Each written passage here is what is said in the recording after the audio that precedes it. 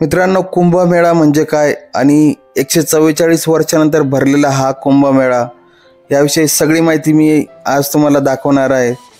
त्यामुळे व्हिडिओमध्ये शेवटपर्यंत राहा, व्हिडिओ न चुकता बघा।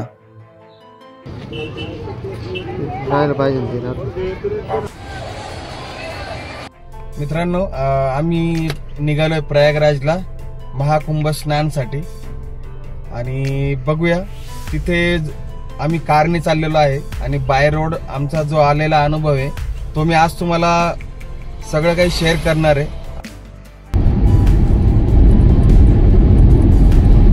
मित्रांनो, संभाजीनगरहून आम्ही लागलो समृद्धी महामार्गावर संभाजीनगर ते नागपूर, जो की 550 किलोमीटरचा प्रवास आहे आणि खूप छान रोड आहे। मित्रांनो, आपण बघू शकता एकदम फास्ट गाड्या चालतात, त्यामुळे गाड्या तुम्ही सुद्धा सांभाळून चालवा। ओव्हरटेक करताना इंडिकेटर द्या। खूप छान प्रवास आहे आणि मी सगळ्या काही गोष्टी तुम्हाला शेअर करणार आहे। आम्ही आता जवळपास नागपूरच्या जवळ आलो। नागपूरमध्ये आल्यानंतर आम्ही CNG भरून घेतला इथे। पण बघू शकता नागपूरला आपण जर का गुगल मॅपवर सर्च केलं CNG पंप नियर मी, तर आपल्याला हा CNG पंप मिळेल आणि इथे 24 तास CNG उपलब्ध असतो, त्याच्यामुळे त्याची काही काळजी करू नका। पण मित्रांनो, समृद्धी महामार्गावरती संभाजीनगर ते नागपूर आम्हाला एक पण CNG पंप मिळाला नाही। बघू शकता की इथे 2 गाड्या होत्या आणि नागपूरचे रस्ते म्हणजे काय सांगायचे मित्रांनो, खूप छान रस्ते होते। आणि त्यानंतर आम्ही लागलो जबलपूर रोडला। जबलपूरचा जो रोड आहे मित्रांनो, आजूबाजूला घनदाट जंगल आहे, झाडे आहेत, त्यामुळे कुठलाही वन्य पशु पक्षी येऊ नये म्हणून साईडला कंपाऊंड सुद्धा लावलेले होते। आणि हा रोड सुद्धा खूप छान आहे मित्रांनो। नागपूर ते जबलपूर म्हणजे जवळपास पुढचा सगळा रोड खूप सुंदर बनवले आहेत मध्य प्रदेशमध्ये।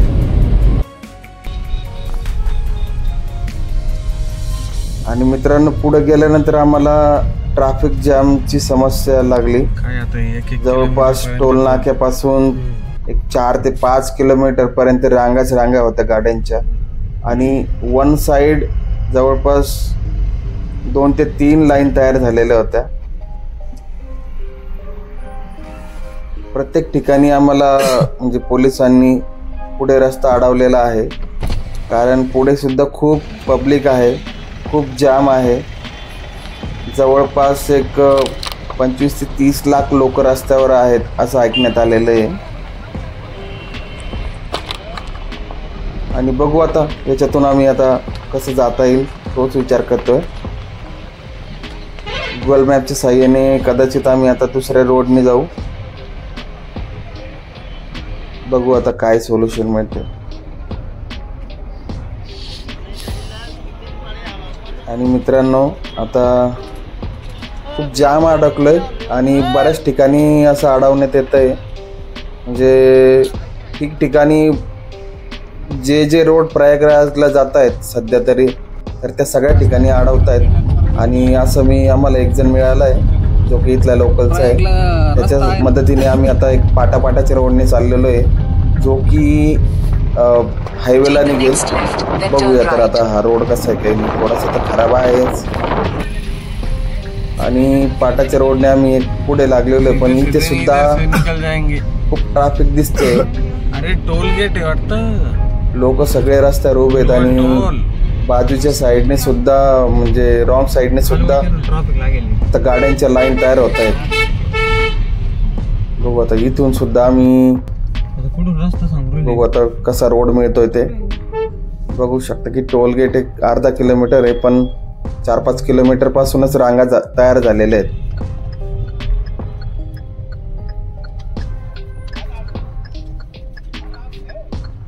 तर आम्ही रिव्हर्स निघालोय परत।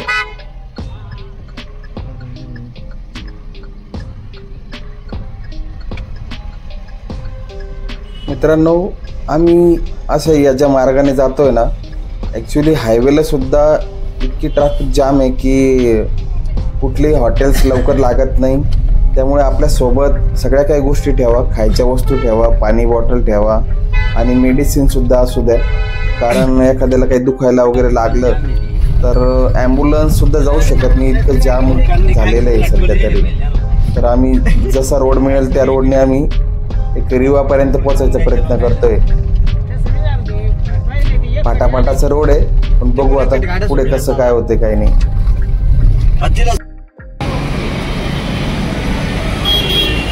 मित्रांनो, बरंच फिरून आल्यानंतर आम्ही सतनाला पोचलो, पण इथे सुद्धा आम्हाला अडवण्यात आलं. जर का तुम्ही चित्रकूट प्रयागराजला जात असेल तर पोलिसांनी आम्हाला मागं फिरवलं आणि परत रिवाला जायला सांगितलं. अशा पद्धतीने घुमून फिरून आम्ही त्याच ठिकाणी येतो आहे. बघू आता पुढे कसं काय होतं प्रवास, तुम्हाला मी सांगतच राहील.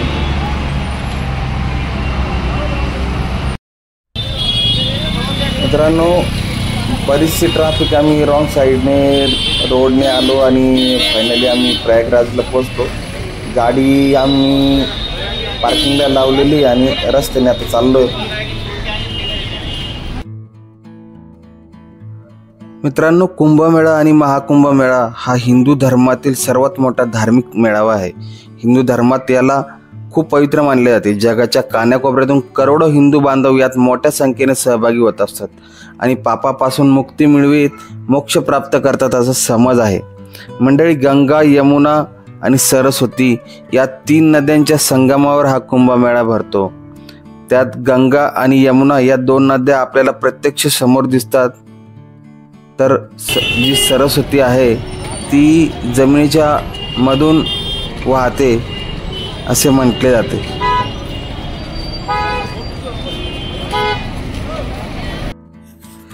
मित्रांनो, कुंभमेळ्याचे पूर्ण कुंभ, अर्धकुंभ आणि कुंभमेळा आणि महाकुंभमेळा असे 4 प्रकार आहेत.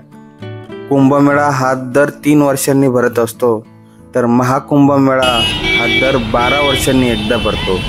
हा कुंभमेळा सर्वात दुर्मिळ आणि पवित्र मानला जातो आणि हा जो कुंभमेळा आहे हा जवळपास 144 वर्षानंतर आलेला योग आहे मित्रांनो. आणि समोरच रुद्राक्ष द्वार आहे, इथूनच आपल्याला संगमाच्या तीरावरती जावे लागते. 2 बाजू आहे.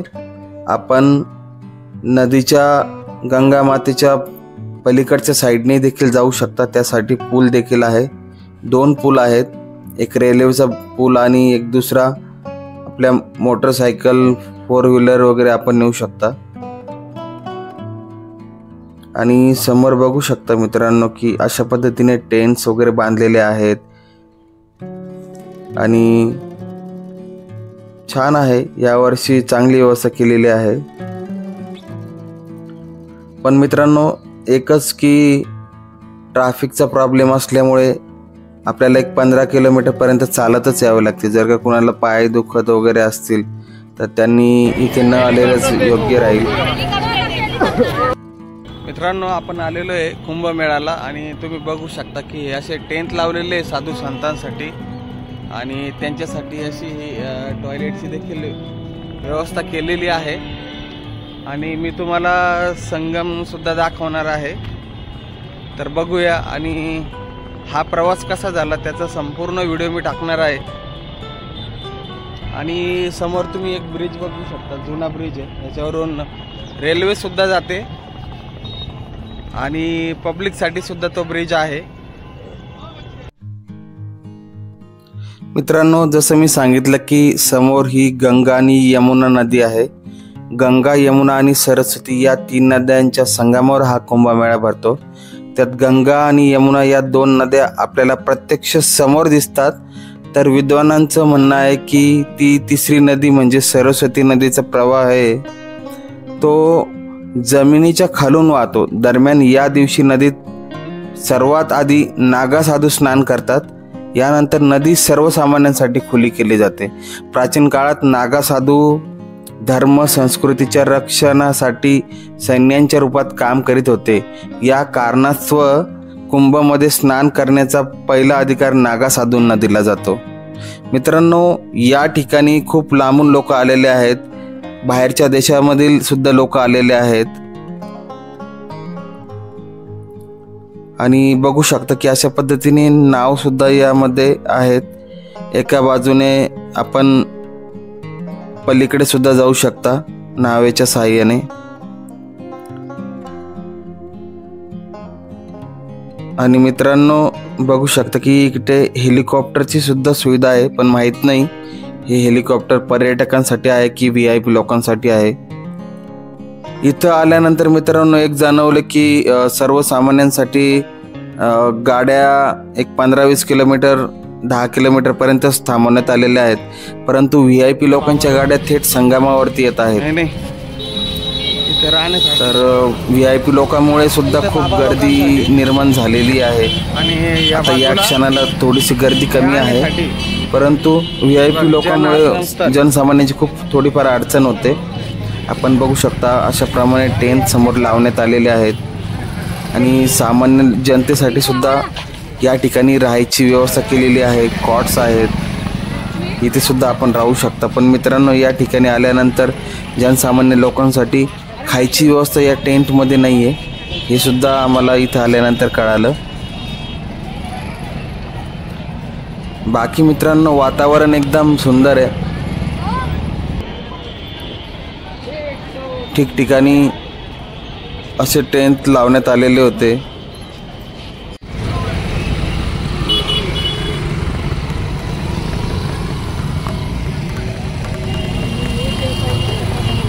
मित्रांनो पौराणिक कथेनुसार देव आणि दानवांच्या समुद्रमंथनातून अमृतकुंभ म्हणजे अमृत असलेलं भांडं बाहेर आलं. त्यावेळी जयंत नावाच्या एका कावळ्याने ते भांडं तोंडात धरून पृथ्वीला प्रदक्षिणा घातली. त्यावेळी त्या अमृताच्या भांड्यातून एक एक थेंब अमृत प्रयागराज, हरिद्वार, उज्जैन आणि नाशिक या 4 ठिकाणी पडले. त्यामुळेच ही 4 ठिकाणे अत्यंत पवित्र मानली जातात आणि त्यामुळे या 4 ठिकाणी कुंभमेळा साजरा केला जातो. पुढे जास्त गर्दी.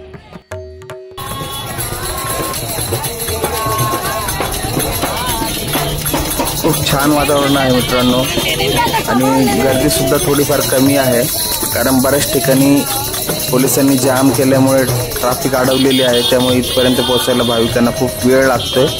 त्यामुळे सध्या तरी गर्दी कमी आहे.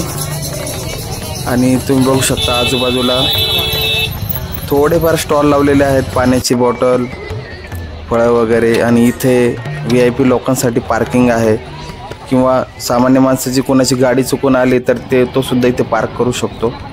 आणि समोरच यमुना, गंगा आणि सरस्वती नदीचा संगम आहे.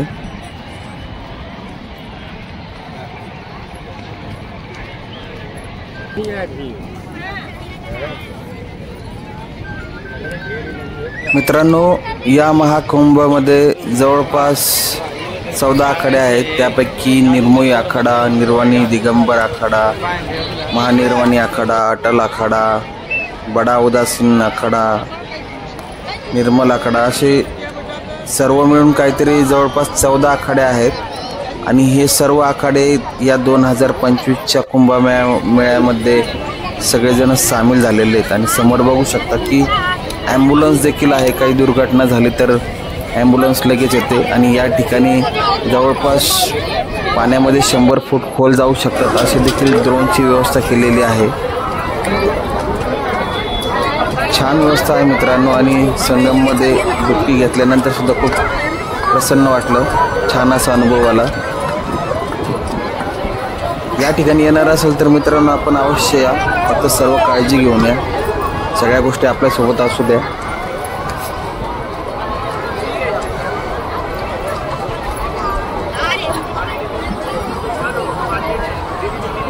आणि अशा या ठिकाणी आल्यानंतर पवित्र या ठिकाणी अध्यात्माची प्रचिती निश्चितच आपल्याला येईल.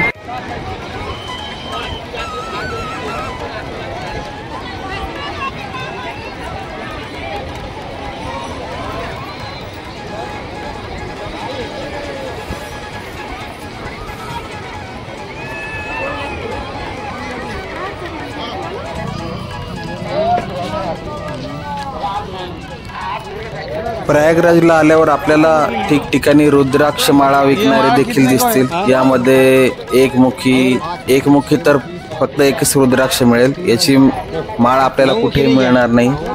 यामध्ये आपल्याला 3 मुखी, पंचमुखी, 9 मुखी, 11 मुखी असे वेगवेगळ्या प्रकारचे रुद्राक्ष बघायला मिळतील. रुद्राक्षमाळा इथे मिळतात. आपण आता रुद्राक्षमाळा बघूया.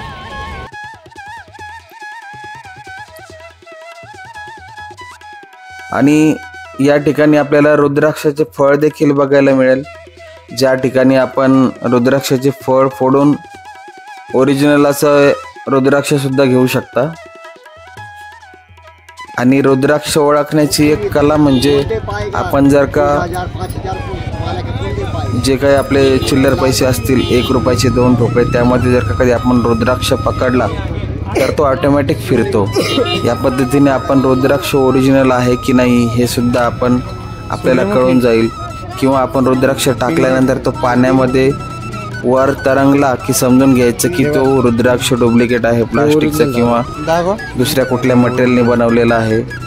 आपण बघू शकता की अशा पद्धतीने रुद्राक्ष जर का फिरला तर समजायचं की तो ओरिजिनल आहे.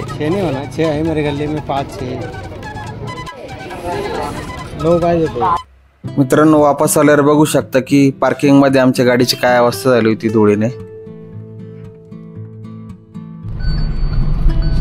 मित्रांनो, लक्षात राहणारा प्रवास आहे. जवळपास 144 वर्षानंतर आलेला कुंभ. आणि तिथे मित्रांनो खूप थोडेसे हाल पण झाले, कारण जवळपास काही नव्हतं. खाण्यापिण्याची सुद्धा व्यवस्था व्यवस्थित काही मिळाली नाही आम्हाला. कारण टेंटच्या ठिकाणी राहायचं म्हटलं तर तिथे खायची तरी व्यवस्था पाहिजे होती, पण तशी काही व्यवस्था आम्हाला दिसली नाही. फक्त VIP लोकांसाठी कुंभामध्ये चांगली व्यवस्था होती.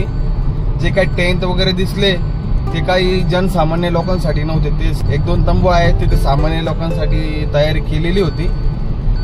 पण जबरदस्त आणि लक्षात राहणारा अनुभव आहे मित्रांनो. खूप छान वाटलं कुंभामध्ये. पण एवढंच सांगेल की आपण जर का जात असेल तर सगळा विचार करून जा. खाण्यापिण्याची सगळी व्यवस्था आपल्या सोबत घेऊन जा, कारण जेणेकरून तुमचे हाल होणार नाही. जवळपास एक 5 ते 6 दिवस गेले आमचे यामध्ये. आणि जवळपास 2500 किलोमीटर आमचं रनिंग झालं. मित्रांनो, व्हिडिओ कसा वाटला ते नक्की सांगा. आणि व्हिडिओ जर का आपल्याला आवडला असेल तर कमेंट, लाईक आणि शेअर नक्की करा. चॅनलला सबस्क्राईब करा. भेटूया अशाच एक पुढच्या नवीन व्हिडिओमध्ये. तोपर्यंत ओम नमः शिवाय. धन्यवाद.